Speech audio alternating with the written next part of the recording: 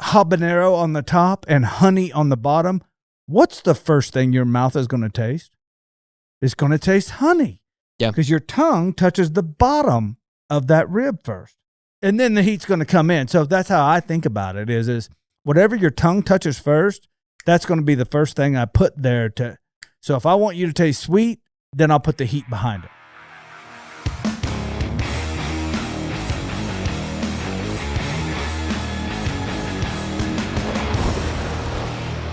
Welcome. I want to thank everybody for watching. I'm Kosmo. This is Kosmo Unfiltered. It's my boy Wes. Here with my little microphone. Wes and his tiny microphone. Tiny mic. What do you think, Wes? Man, I'm just recapping. Because I know a lot of times, just going back through the memory banks, I remember we'd get phone calls sometimes. Hey, how do I use Dirty Bird? Like, what do you mean? Just I've actually answered that question. Just sprinkle something on. How much? How should I use cow cover? What do you mean? You know, but at the shoot the other day, you did something I thought was cool. We did salmon, and did you put garlic jalapeno on that? Forget what you seasoned it with.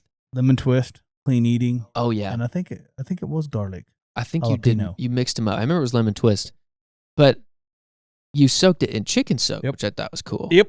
That's a little secret right there. A little secret. Because it says chicken soak, so you think, oh, I would only use that on chicken. But in reality, I mean, a brine's a brine. A brine's a brine. And I know you probably couldn't let it go very long. I don't know how long it was in there. We did that one for about, I can't remember. I think it was about 30 minutes.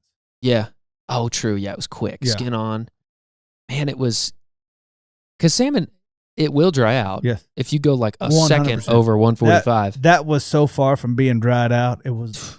Well, remember, we had skin on, so it took forever to cook it on the plank, too. Yeah. The plank helped with flavor, though, too. I hadn't had one like that in a long time. No, it did, but the extra smoke, it allows a little bit more time to suck up a little bit of extra smoke. No, and it did.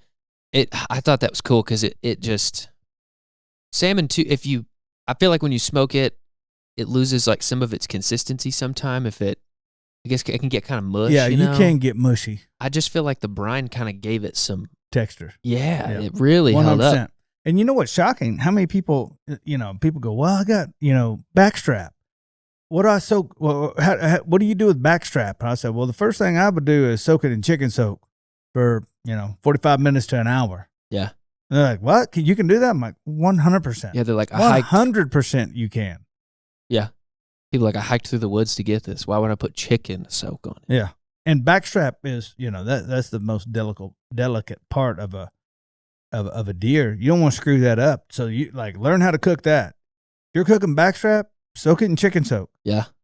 And then I'd hammer that sucker with Dirty Birds and cow cover hot. Oh man. Woo! Yeah. No, I thought that was cool though, but because then what we did after that, we did that turkey breast.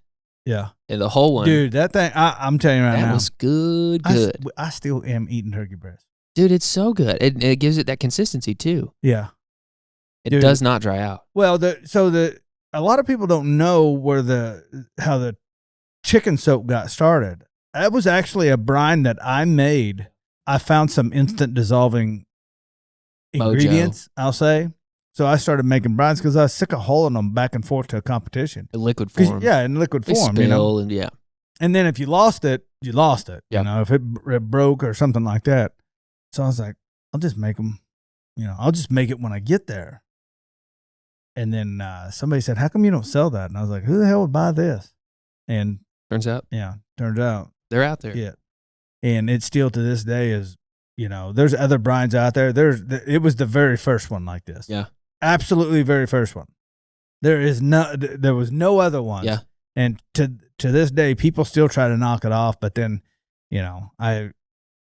you can clearly tell there's a big difference. Yeah, you don't even have to whisk it up. You can if you want. Yeah. Man. Yeah.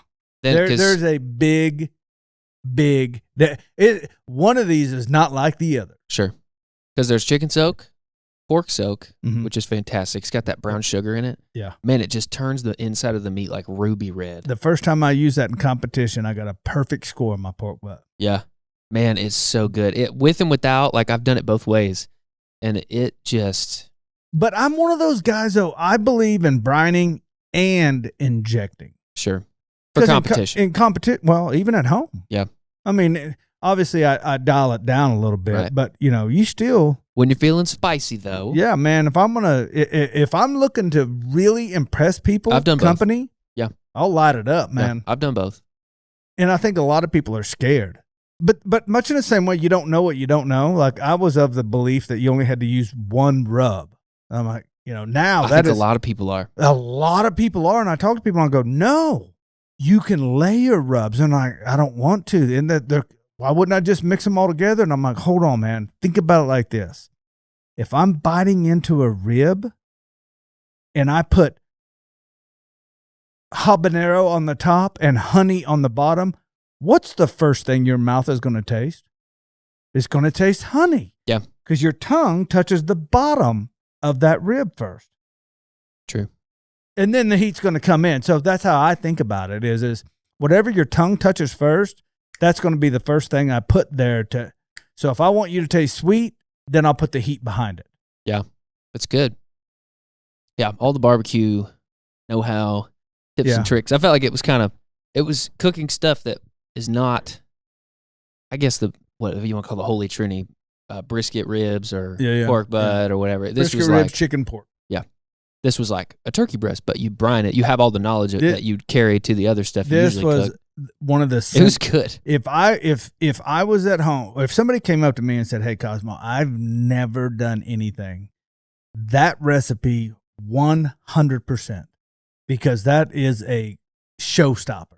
I've got that other one at the house, the other turkey breast. You ain't cooked it yet? I have. I froze it because I want to brine it and do the whole thing. Yeah. But it's going down. Yeah, dude, that thing. Like I hand sliced it thin. Yeah, hand sliced it thin. Been making sandwiches with it. Ooh. Anyway, Woo. don't sleep on the chicken soak. Yeah, don't go sleeping on the chicken soak. Heck, we've done it on wings. We've done it on salmon. We've obviously done it on chicken. I've done it on bear. Bear meat, yeah. Oh. You ever ate bear? No. Bear is really good, man. You kill it and I'll eat it. How about that? Nope. No. I don't You ever done it on beaver? No. Make some spicy beaver. No one has ever offered me spicy beaver. Some hot beaver. Nobody's ever offered me. Your beaver sure is spicy. Things top of the list of things I've never said. You need to go to the wild game feed that they have in my hometown once a year. The wild game feed. Yeah. Beaver's greasy, nasty. Ugh. I think. Can we go just to see what it's like? Yeah. Because I guarantee you, whatever memory you have of it, it's not that anymore. Oh, they'll chicken fry the shit out of that stuff, man. Chicken fried deer, chicken fried backstrap. Jesus. So soak your backstrap in chicken soak, and then chicken fry that shit. Shit, man. Come on. People that don't live in Oklahoma, like, I don't find it ironic at all that there's an event like this. Well, you're from Florida. I know, but which is saying something. Yeah. Because you think about all the weird shit that happens there. Yeah. Oh, wow. We were talking about salmon. I don't know how we got... The wild game feed. Well, we were going down the list. We've done chicken legs. Well, chicken legs you could do, too. That'd be good. Frog legs? See, I've never had those. Tastes like chicken. That's what they say. You got to get a bunch of them. And I'm like, why don't you just go buy some freaking chicken? I feel like I'd be more willing to eat like one on its own than see like a bunch of them. Like I think I couldn't see that many. It's disgusting. You get hungry enough, you will. Well, sure. Well, I hope that day didn't come. I'd eat frog legs over liver. I haven't had liver either. You've never had liver? No. It's horrible. Yeah, I've heard that. That's why that's actually why I've avoided it. You're in camp, I love it, or camp, I hate it. Yeah, I got my lane, and I stay. It's diverse though, not liver diverse, but I don't think I think you need to try it once. They saute liver and onions. People love that shit. Not me, man. You want to see me go hungry? I promise you, I will go hungry. Instead of eat liver and onions? Yeah. We could always put tuna and mac and cheese again. I love tuna and mac and cheese. I know you do. It'll be you at the end of the world eating tuna and mac and cheese. I would take tuna and mac and cheese when I was younger, and I'd make a big old pot of it, and then hot sauce on it. And hot sauce on it, and then the next day I would put it on tortillas or bread with hot sauce on them. That's a way to live. I've done spaghetti on a tortilla. I put everything on a tortilla. Hot beaver on a tortilla.